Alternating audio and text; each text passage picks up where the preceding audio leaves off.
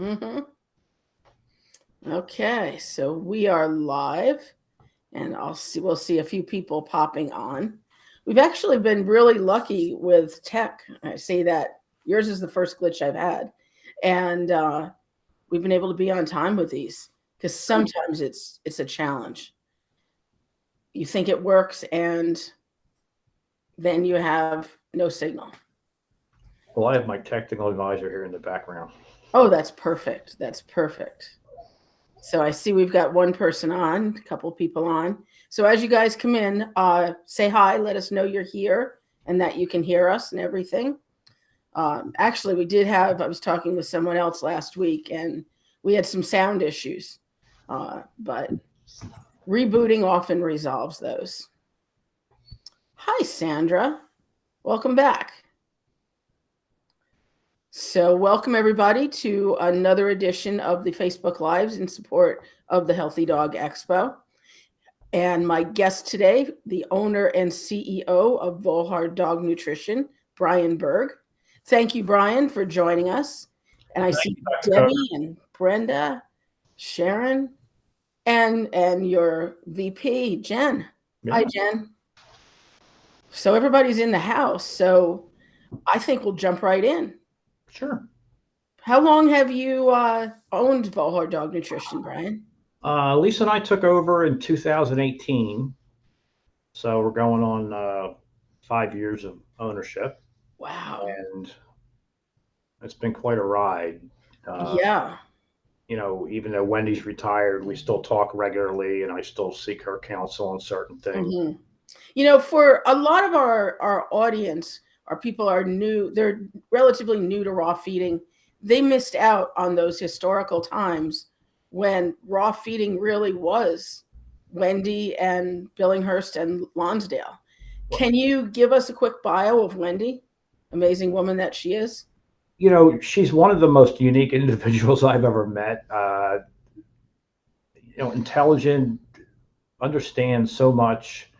What she did, learning about dogs and learning about the proper way of nutrition, why it was so important.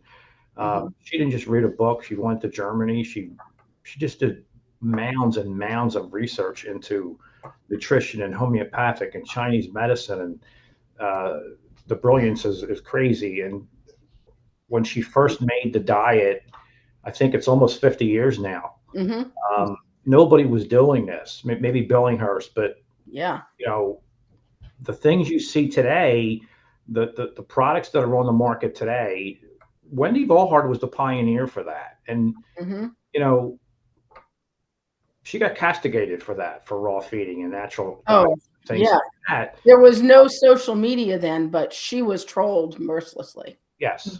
But it never, because the proof is in the pudding. She always did blood work. She always did fecal. She always did urine to make sure that these things, and this was under veterinary guidance. This wasn't just Yeah. some lady It was decided to, you Dr. know, Carrie Brown.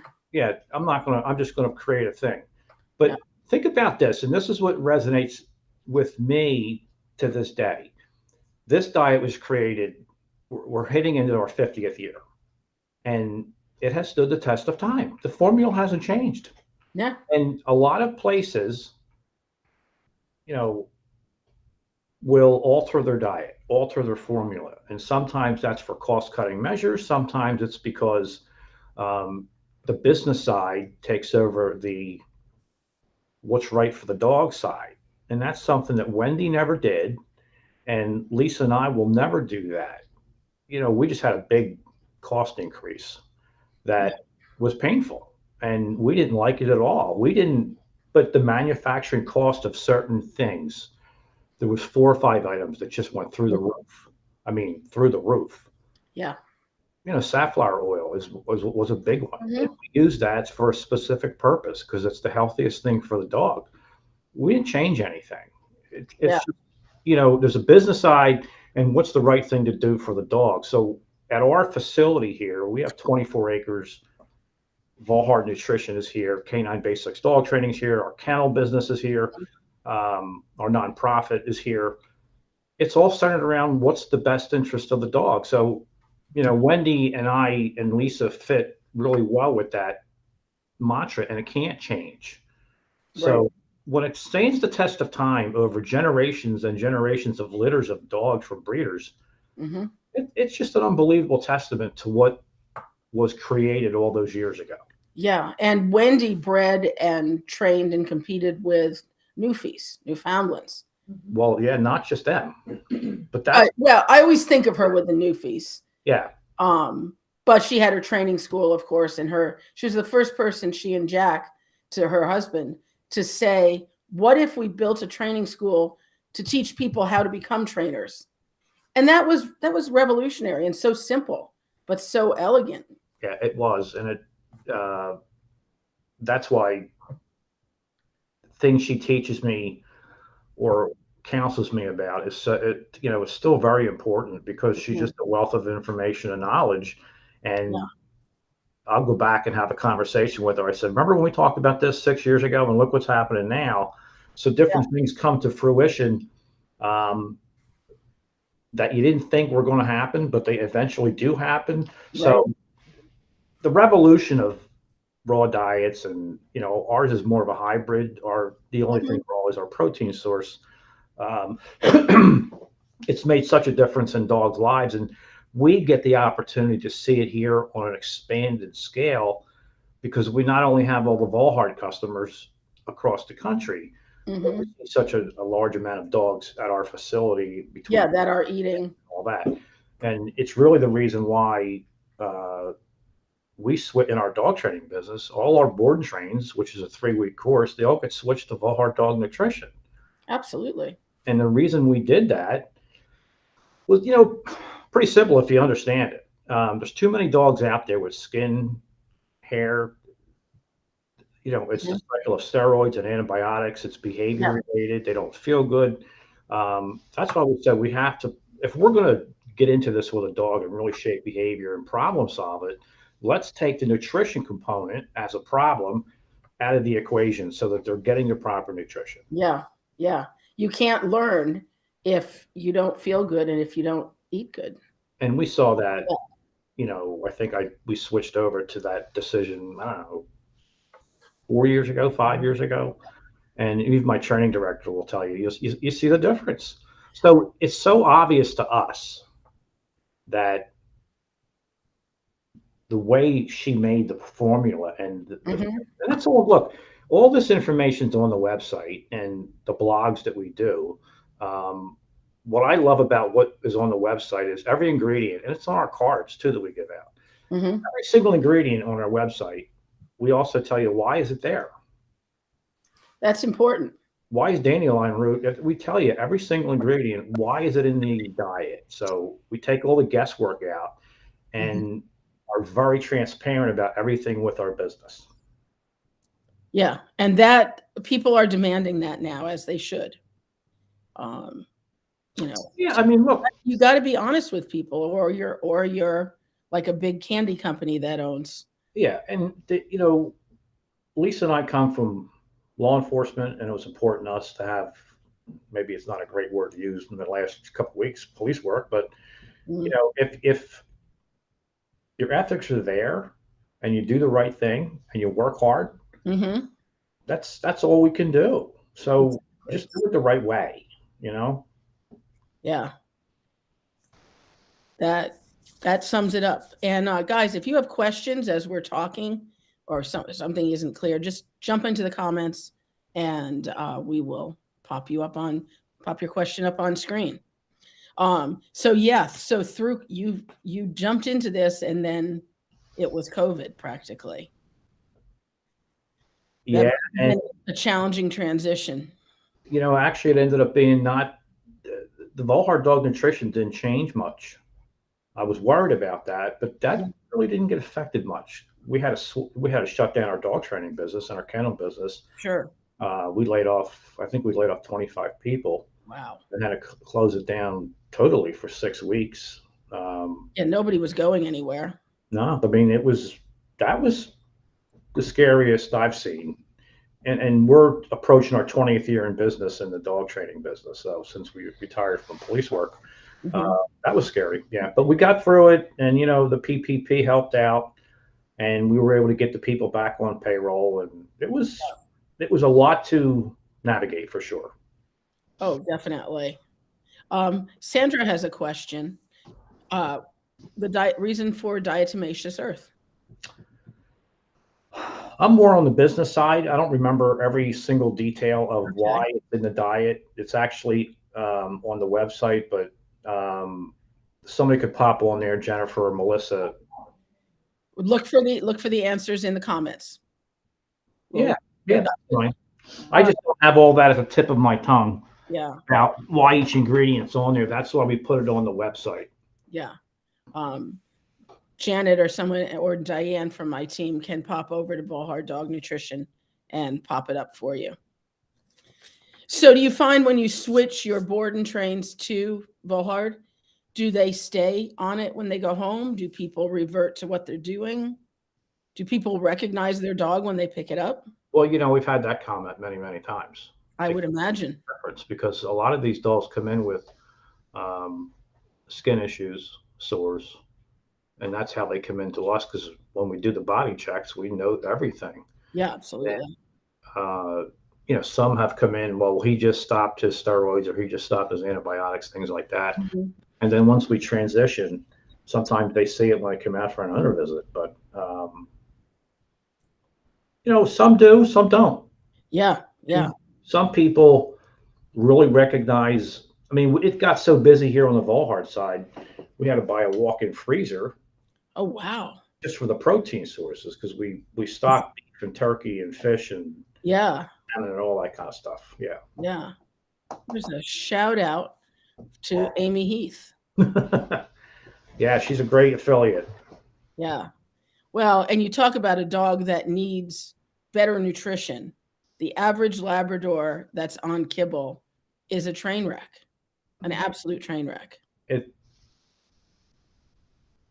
it is unbelievable the amount that you see, and the that's the thing that drives us probably more than anything, um, is to see the change in the dog.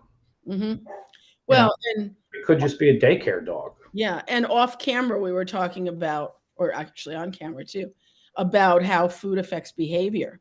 And Uh, Tiffany's got a perfect example.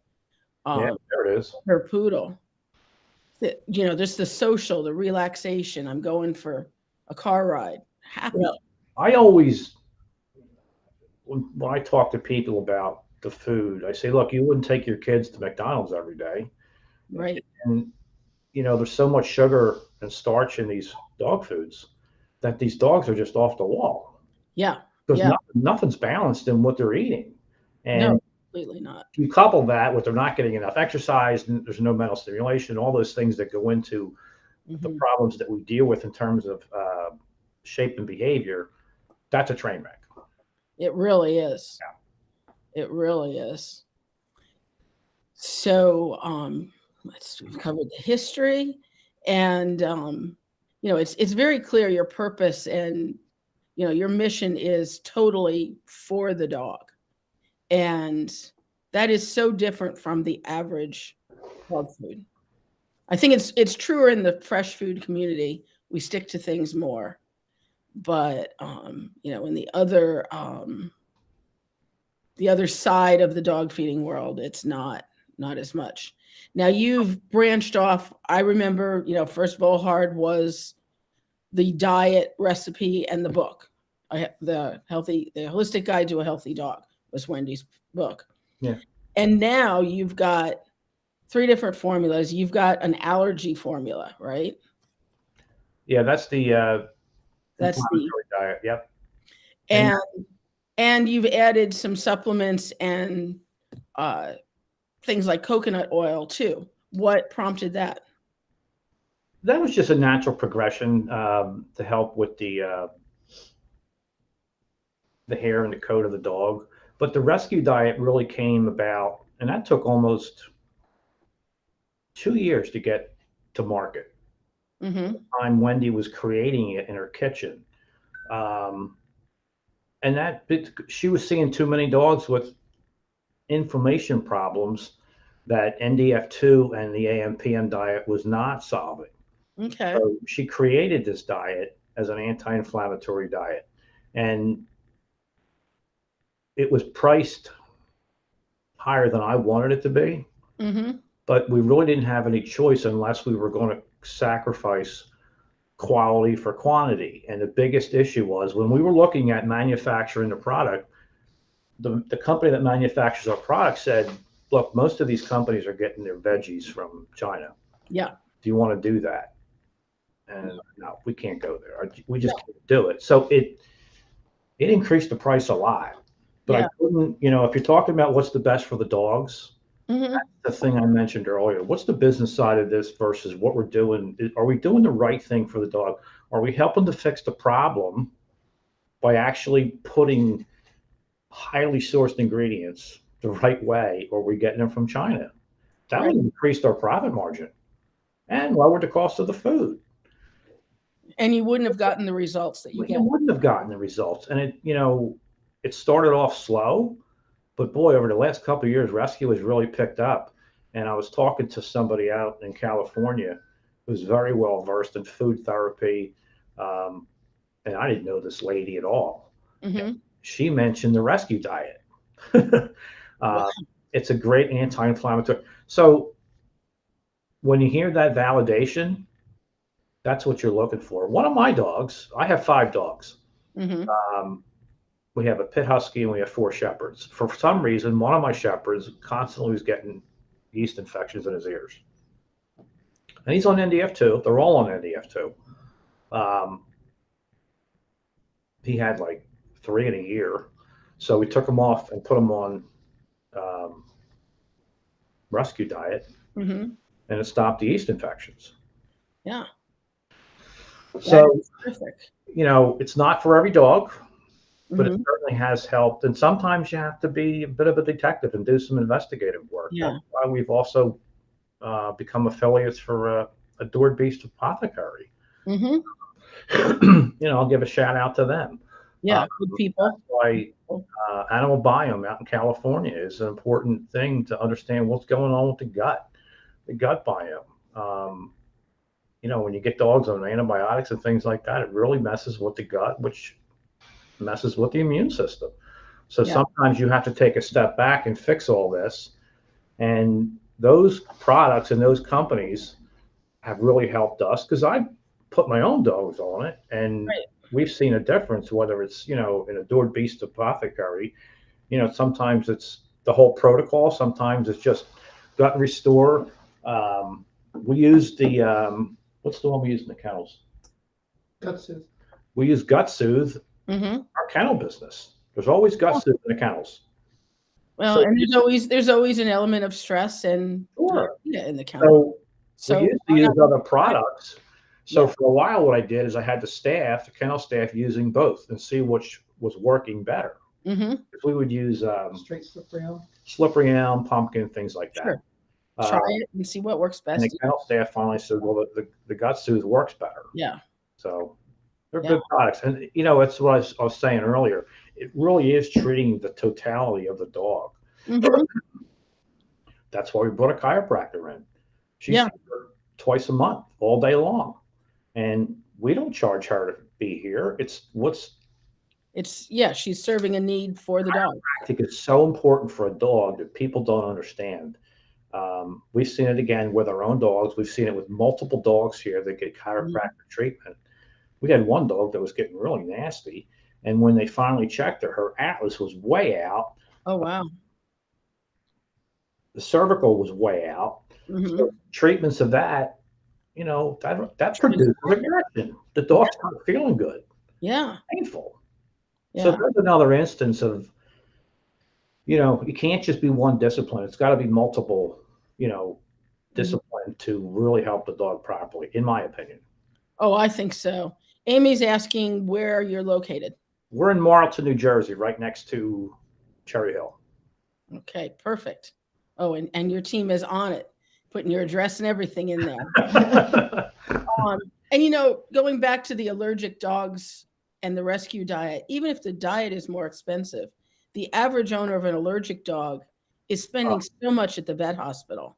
You know, I was thinking about that this It's morning. awesome. Yeah. You walk into a veterinary's office, you're at least $200 out, at least. Yeah. And then you got prescriptions and things like that. And I'm not saying that nutrition is we have a really excellent veterinarian that we deal with, an excellent animal hospital. It's Winslow Animal Hospital, and they're great. But we don't, like Lisa and I take our dogs for yearly blood work. Mm-hmm. We don't over vaccinate, and they're great with all that kind of stuff. But we keep on top of it to see any changes. But they don't mandate to us, you have to vaccinate your dogs. And no, you're not. I'm going to vaccinate for rabies, and we'll do tighter tests for the rest, and see what's going on. Yeah. That's kind of where we try to educate people about that. It's got to be on a daily basis. Yeah. It does. And one of my team members, Diane, also has a small boarding business. And she's used bentonite clay and Dr. Harvey's Runs Be Done. So you think, did you try those as well? Do you recall? And I don't think I use them specifically. Okay. We were using slippery elm. Slippery elm, and you said gut soothe. Just slippery elm. Yeah. And I think the gut soothe work better. Yeah. And this comment from Janet, another one of my team members, this is a question we all get about foods. Mm-hmm. The person wants to go to fresh food feeding. Yeah. And for me, I think your style of feeding is probably the easiest place to start. What kind of experience do you have with transitioning your people onto it? Well, it's because of how the diet works. It doesn't take as long to transition a dog. Normally it's 7 days, and you do it a little bit at a time. Mm-hmm. What I can do with most of our dogs is, one day do 75-25, 50-50, 75-25 the other way, and then you're switched over after the fourth day. Beautiful. That's fine. You can take 7 days if you'd like. I've switched dogs faster than that.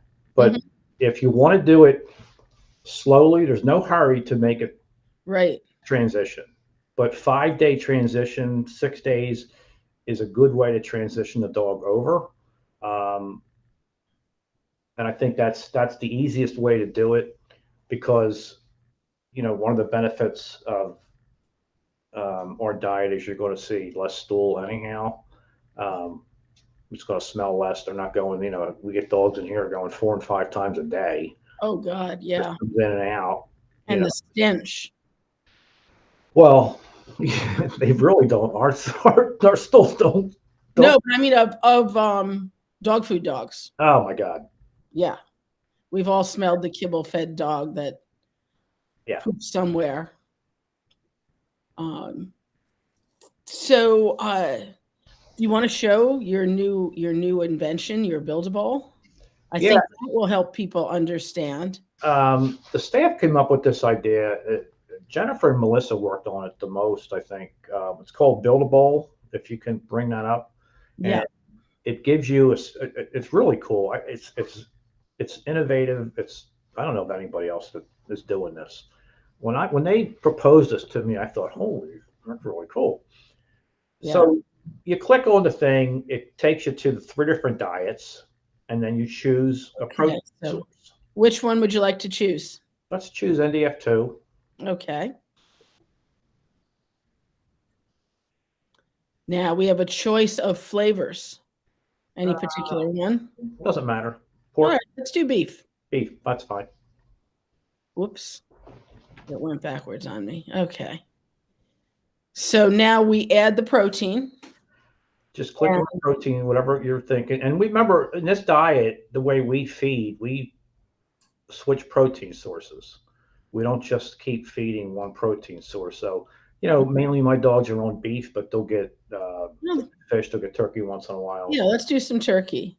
And now, and add the water. Yep. I like this. This is very slick. This is really cool. It is. And voila, for Yeah. all you people who love numbers. That gives you everything you need to know. It calculates it for you. You have fat, carbohydrates, protein percentages, calcium, phosphorus. It's the coolest thing that I've seen. And we just introduced this when we brought out the new website. Mhm. So if you guys want to try this, there's a $5 coupon off for trying this, and also our live chat. Melissa Robertson and Jen, mostly Melissa now, does the live chat, which is a real great source of getting information about our diet. And I think what we talked about in the last staff meeting,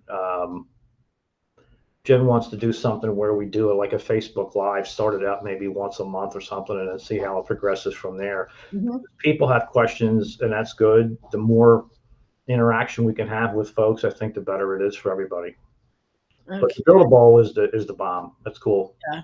And I'm going to show you, because the question has just been asked. If you go to this page on the website, or getting started, and then Build-A-Bowl, learn more.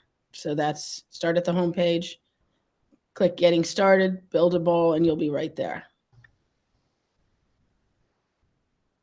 But I love, people always want to know, what's the carb count, how much protein, and it just does it for you with including the specific meat that you're adding to it. Very slick. Yeah, it's very nice. Shadon, the link is in the chat. Shadon is asking, I hope I'm pronouncing that correctly. For some reason, they can't see the Build-A-Bowl though. Okay, let me go back to this. So let's go to getting started. There. Okay, can you see it now? I see that only on this. So Build-A-Bowl. So I just have to keep switching back and forth between tabs.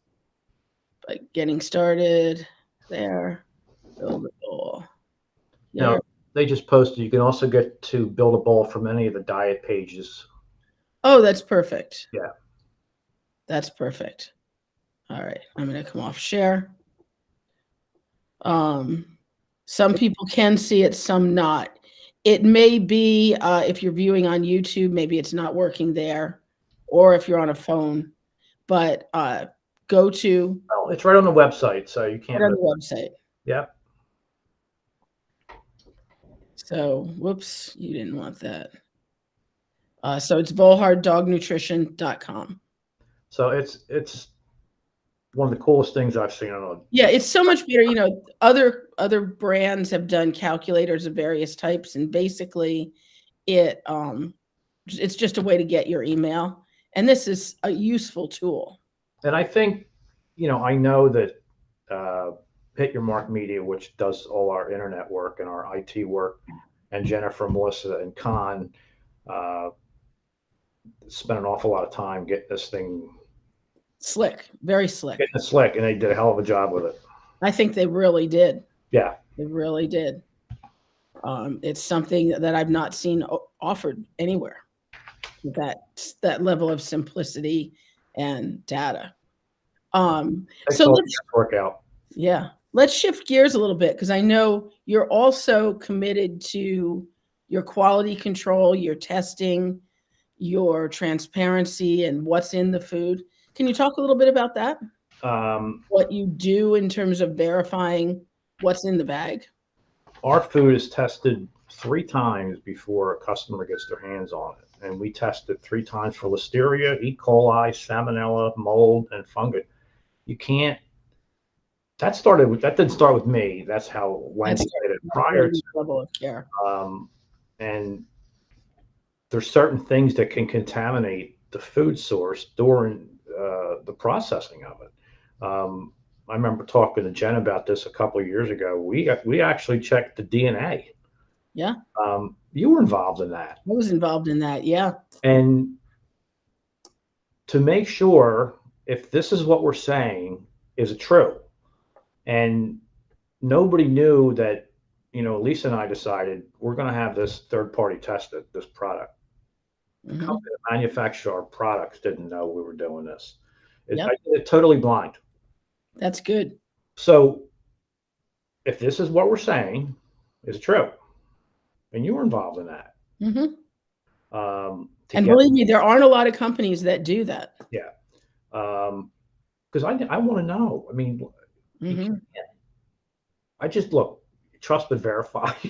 Let's Yeah. verify Yeah. what we're saying, and not for any wrong reason, but in the manufacturing process, things can get contaminated just because of the machines. Yeah. So there's all kinds of things, and that's why we test it. When the ingredients first come into the company that manufacture, they have to be tested. They're tested after they start to formulate, and then before they go into the bags, they have to be tested again, and they're sent out to labs. They're not tested in house; they're sent out to labs. Right. Sometimes we've had, um, a couple things back up because the lab tests aren't back. So, Right. And you're holding before you. it's not the end of the world if we have to hold it for a few extra days or something like that. But, let's be, I'm not going to start cutting corners now. No. But that's just something that I think separates us from a lot of businesses. And, all those things building costs. Nothing's free. Right. But sometimes if you're going to do it right, you just do it right. That's all. Well, there's cost, but there's also value. And the Yeah. value of verifying is And obvious. it just goes back to, I say the same thing in my dog training business. The dog comes first, the human comes second. Hmm. Sorry about you. But we have to make sure that we're representing the proper things. That's all. Exactly. Um, and, I think of the lawsuit against the Rachel Ray dog food. I don't know if you're aware of this. Yeah. You are. Her limited ingredient diet, and I say Rachel, it's actually produced by a company called Ainsworth Pet Nutrition. There were like 30 some ingredients in that food that were found by DNA sequencing that were not listed on the bag, that were specifically said not to be in the food. It was supposed to be a lamb and rice, and there was corn and beef and chicken and horse and dog Oh, and zebrafish in the food, among all sorts of other stuff. It was incredible, and that is the impurity so that poor production can bring. think about it just in terms of quality control. What Mhm. happened to it?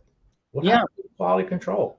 there was none. That's what happened to it. If it comes down to, And the use of meat meals, which you can't tell what gets dumped in that mixer. well, and that comes down to what's driving this. Is it the ethical part of it, or is it just the money part of it? And that's the only Yeah, thing I can think of, because there's no reason for that to happen, just none. none other than using cheap meat meals Yeah, and not caring. but think how much a company like that can improve their profit margin. Oh yeah. And especially when you're talking about the volume you can sell in a supermarket setting across the country. That's true, and that's a problem across the country anyhow. Yeah.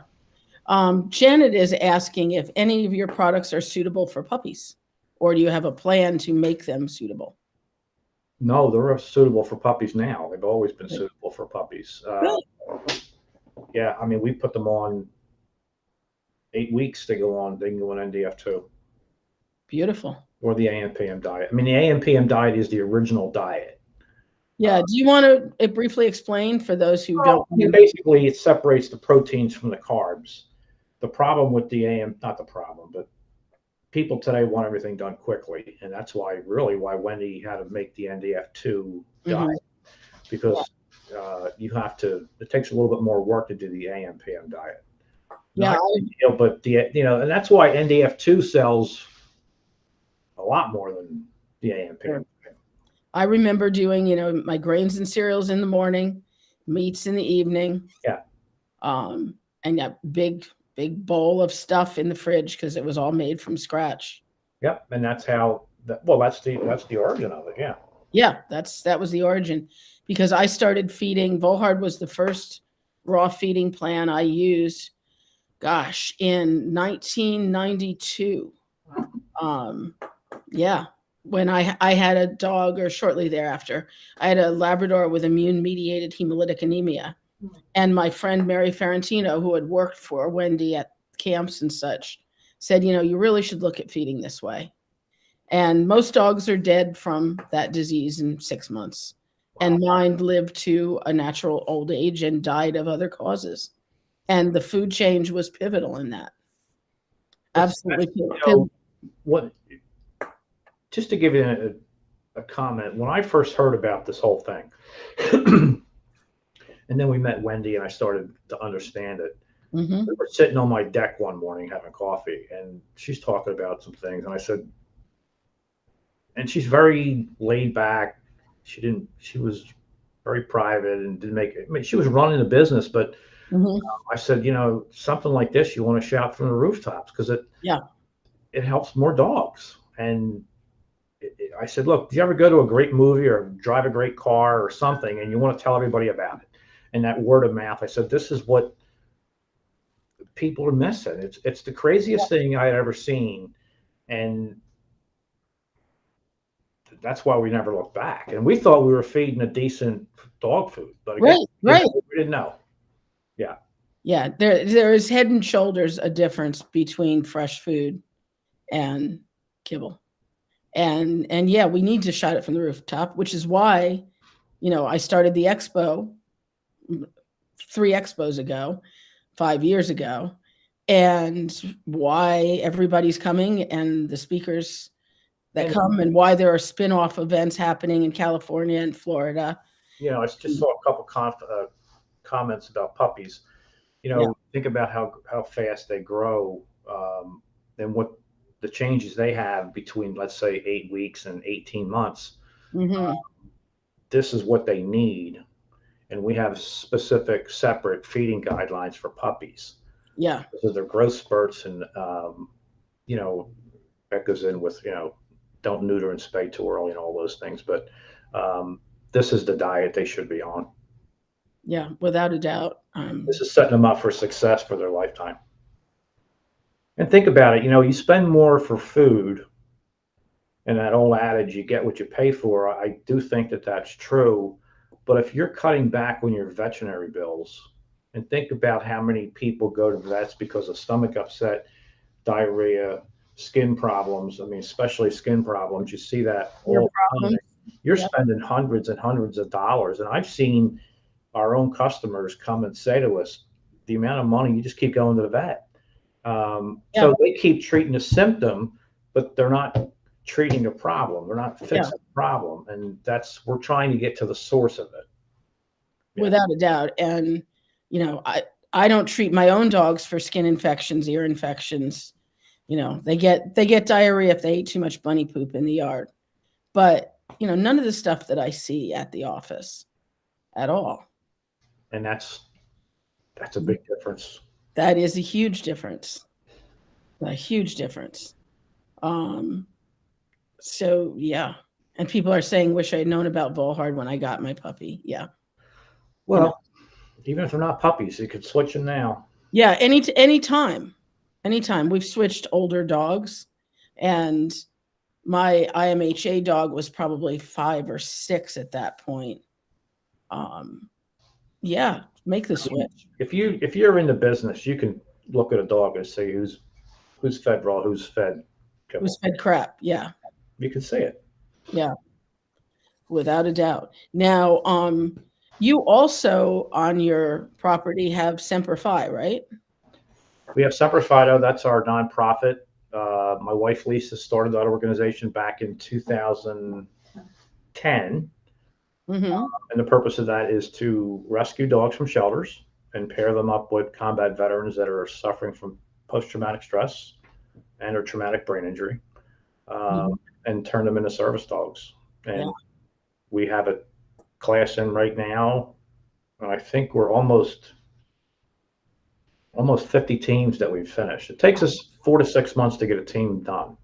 And that's a lot of work here. That's phenomenal. 50 people. with the staff, and then we do a lot of public access work, which takes us, it could be stores, restaurants, trains, anything that's going to happen in their daily life. The dogs have to be perfect out in public. So, Yeah. And that's done by our Canine Basics training staff. So we're very proud of that. It's a lot of work, but when you see the difference that a dog makes in their life, it's really hard to explain, because that's their battle buddy, and that's that non-judgmental thing a dog gives. And if you're a dog lover, you already know it. I knew it from my police dog, was my partner for 10 years. He was, that was my buddy. I mean, that was my partner. So it gives them, it takes the loneliness away, and it does help to calm them down. I mean, we've heard it so many times from these guys, the difference it makes in their life. So it's an important component of what we do here. Yeah.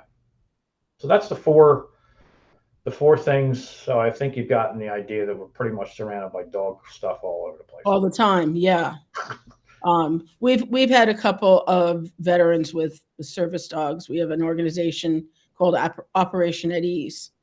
And, the people describe the freedom they feel to go out in the world and do stuff because they have their dog.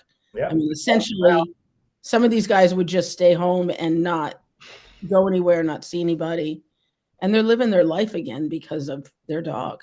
And they found, it really is, they found their new normal. And when you hear, when you hear some of the stories these guys have been through in war, wow. I mean, you wouldn't wish that on anybody. No. Now they come home and they can't find their place. They can't find their place in society. And I've had some of them say to me point blank, I'd go back in a minute. And I said, why would you go back there? Why would you go back to that? And he said to me, this guy was a machine gunner in Afghanistan. And he goes, well, that's where I felt comfortable, because that's what they became. Yeah. That's what we turned them into. And now we're telling them to come home and go back to your old jobs, or go back to being a regular, normal people that you are. And they're still, the hypervigilance never left. Yeah.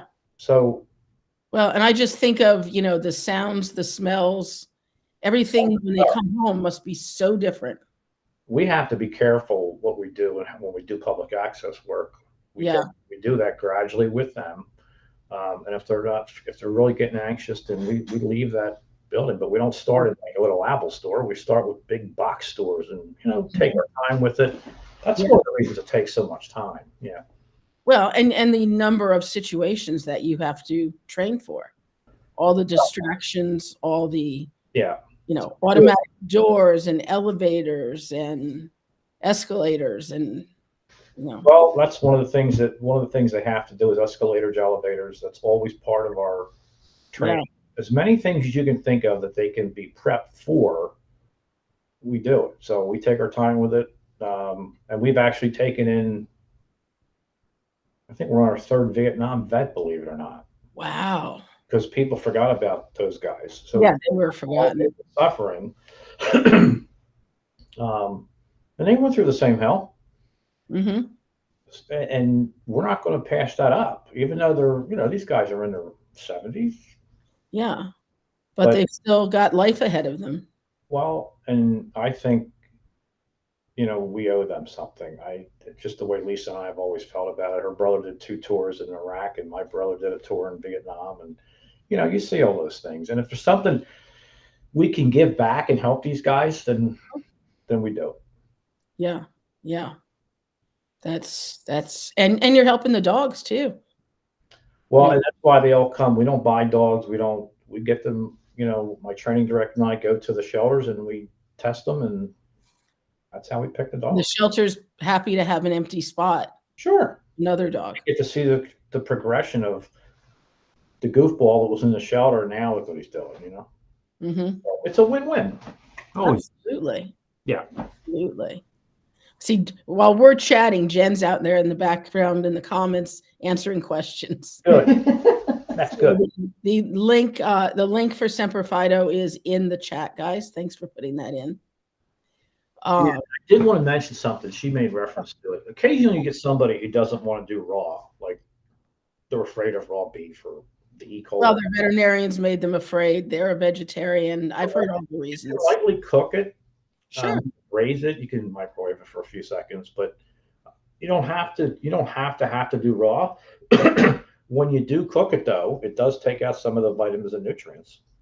Yeah. To make up the difference with our B complex. Yeah, you're gonna lose bees first. Yeah. And very important that you don't cook it to death. Don't cook it to death, but here's my point. Don't not do this for your dog because the word raw is there. Yeah. That means nothing to me. If you want to cook it lightly, then cook it lightly. Yeah. I mean, I put vitamin B complex in my dog's food every day. So that if the only thing your vet is saying is stay away from raw beef, the rest of it's the foundation mix. Yeah. You can't possibly have It's been tested. And it's been tested. And it's been tested 3 times. It's been tested more than the damn kibble they're eating now. Mm-hmm. So you're going to see, you've seen many recalls on dog food from salmonella.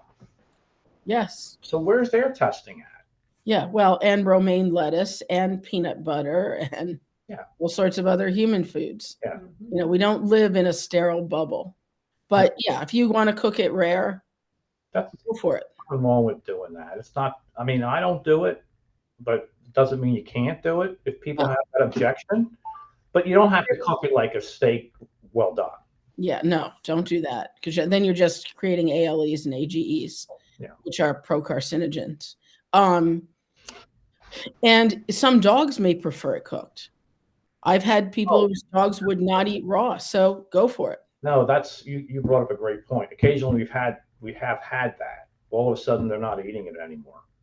Yeah. Was it the NDF2 or is it they want it cooked? Okay. Yeah, no problem. Lightly, the dog loves it again. That's fine. There's nothing wrong